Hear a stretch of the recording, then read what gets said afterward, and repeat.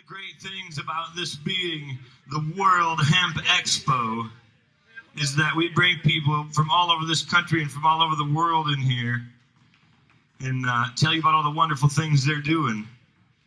And our next guest is a longtime friend of Rainbow Farm who is now running for the United States Congress. Yeah, let's give a big warm welcome for Mr. Gatewood Gailbraith. Yeah! Thank you, Derek. Can you hear us out there in the very back? Can you hear us out there? My name is Gatewood Gailbraith. I'm from Lexington, Kentucky, and I am a candidate for the 6th District seat of the United States Congress out of the center of Kentucky. This is my 4th Rainbow Farm, and the first thing I want to do is to ask you all to join me in congratulating Tom Crossland and Rainbow Farm for putting these events on for all of us to come to. I mean, let's hear it, folks. Let's hear it. These folks are frontline warriors.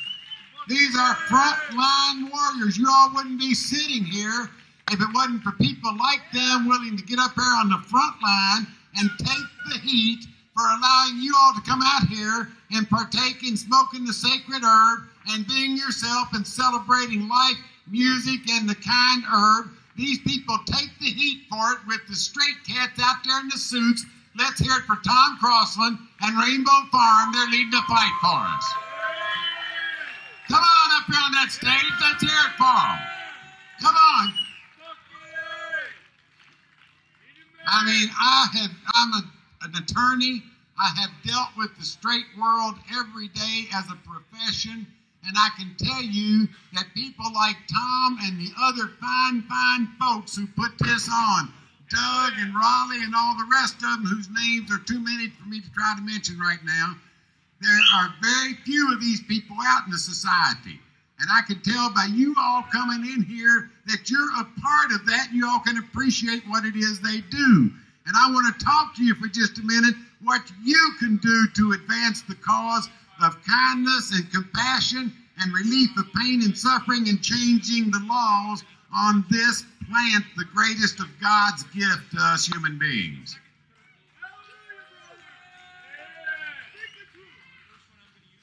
I've tried it with the straight world. I was 24 years old and a milkman when I decided I was going to go to and become an attorney and try to win an office in the straight world to change these laws. That was 30 years ago, and I've been doing it every day since that time. So I ran for governor twice in Kentucky as a Democrat. Then I found out that both parties had deserted the working men and women of the United States of America, that the Democrats had deserted the unions, they had deserted the farmers, they had deserted the working men and women, and sold out to the same people who own the Republican Party. Those are the petrochemical, pharmaceutical, military, industrial, transnational, corporate, fascist son of a bitches who look at the Constitution and the Bill of Rights as impediments to the implementation of their New World Order. You betcha. The United States used to stand for human rights. The United States used to stand for people. That's what the American Revolution was all about. For the first time, the benefits of the work of the people didn't flow to the king or to the warlord or to the local politician who controlled things. A government that was set up, as Abraham Lincoln later described it, a government of, by, and for the people, the benefits of which were supposed to flow to the people, has been commandeered by the transnational financiers, the transnational manufacturers, who have opened up our borders to a concept called free trade, where human beings don't care, don't matter anymore. In 1989, George Bush removed human rights as a factor in awarding trade status. The United States took human rights completely off the list of what it stood for while it decided who it was going to trade with and who it wasn't. And that's when China got the most favored nation trade status, even though it routinely kills the little girl babies there and routinely slaughters its people. And then all of a sudden, the United States opened up our borders under free trade to all these cheap Chinese goods coming in here, which completely undermined our manufacturing base and sent all the manufacturing jobs down to South America, Mexico, and Nicaragua, and Honduras. In the 6th District of Kentucky, we've lost thousands of jobs to the cheap labor, to the cheap produced goods that come in here, manufactured in conjunction with governments who routinely lock their people in buildings until they produce the amount of goods. That's what free trade is. Fair trade is when you give people rewards in the commerce of your trade depending upon how they treat their citizens and how you treat yours. Because when you take human rights as a factor out in awarding trade status on a foreign policy basis, you're in a great deal of danger of removing human rights as a factor in all your domestic policies. Yes, sir. And that's what the Constitution and the Bill of Rights was written for, to keep our government from doing that to us. And that's why the last time I was up here, we praised the Constitution and the Bill of Rights, because it's what sets the United States of America and our citizenship apart from all the rest of the world. That, in fact, we're being asked to give up the Constitution and the Bill of Rights in order to effect some new world order or some global economy. I'll be damned. I will be a one-worlder when the rest of the world adopts a Constitution and a Bill of Rights that gives its citizens the same rights and privileges we enjoy here in this country. I will not give up those rights that we have in order to come along with the rest of the world. Will not do it. Now, I ran for governor twice as a Democrat, and the party froze me out. So last November, I ran for governor in the general election as a Reform Party candidate and got 15.3% of the vote. That was phenomenal. No one else besides Jesse Ventura ever got more than that since Ross Perot first ran for president and set up the party.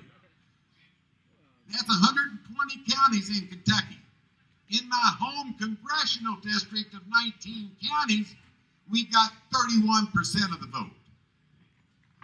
I'm the only third-party candidate going into this November election against the Democrats and Republicans on an equal vote basis with them. The only one in the whole free world who has a shot at kicking the Democrats and Republicans in the butt because they have deserted us and sold us out. They are about to sell out America. They're about to sell out the Constitution and the Bill of Rights, and they're doing it incrementally every day under the heavy-handed, obscene war on drugs, which is a war against the people and the rights of the people and the privacies held by the people. We know who they are. What do we do? The largest funders, the people who totally fund the war on drugs, the Partnership for a Drug-Free America, is the Chemical Manufacturers Association of America.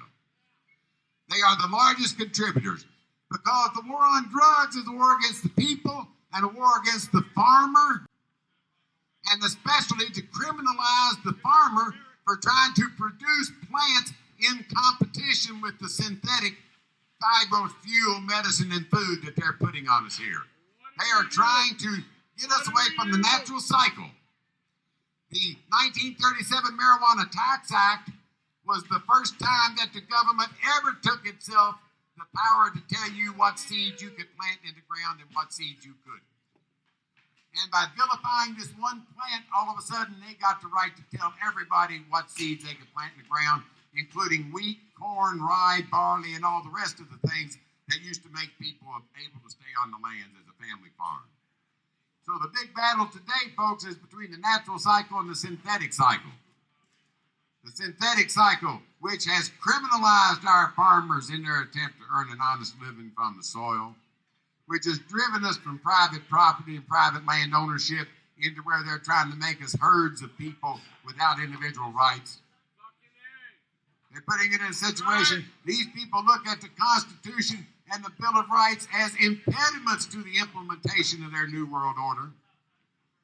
And they're not teaching this in the schools anymore. They're not teaching you all what it costs to set up this society to begin with. So there's a couple of geniuses in this generation called Steven Spielberg and Mel Gibson who have created visual cliff notes of the history that they're not teaching in school anymore, creating such films as Saving Private Ryan and The Patriot. Folks, I'm telling you, freedom must be re-won by every generation. Our generation, this is the third generation I'm living in. I know the first two generations and the sacrifices they made. This generation at some time or another is going to be called upon to make some sacrifice, and it may be in blood. And you cannot be shocked by the prospect. You cannot be shocked by the fact that every other generation had to go through that experience.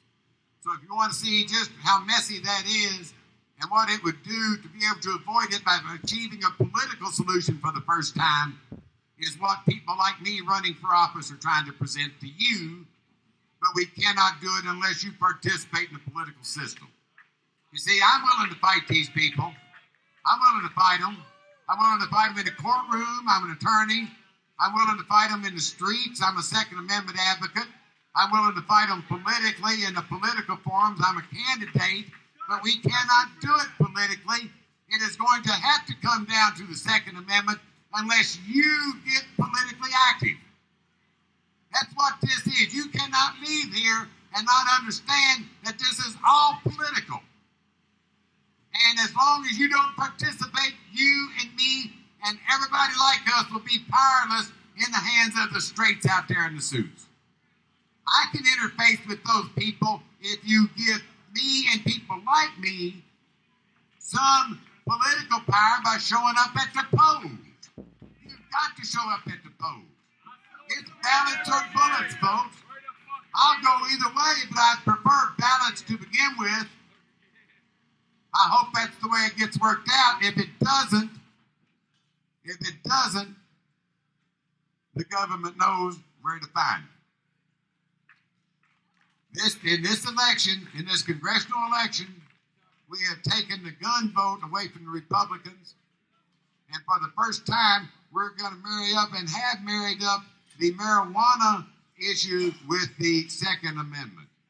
And I will tell you why. That is because the same people who are putting you in jail for this green natural plant are also trying to disarm the American public, because pretty soon they're going to put you in jail for a hell of a lot less than having contraband. And they don't want a resistance.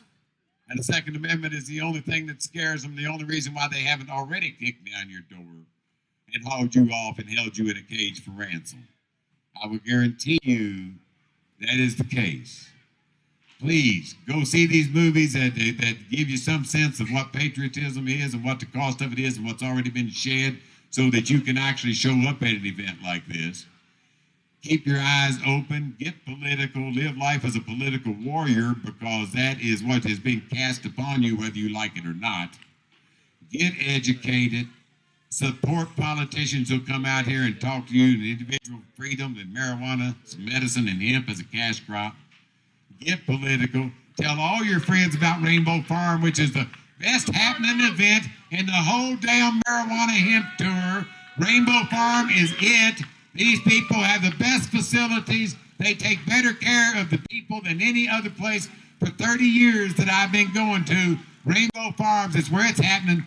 Bring everybody in for the next event. Help these people every chance they can. Watch the 6th District congressional race down there, because when I get up to Congress, I'm going to kick their butts on behalf of the people. Gatewood Gailbraith, thank you very much. Thank you, Gatewood. That's Gatewood Gailbraith. If you're not applauding right now, you should fucking be ashamed of yourself.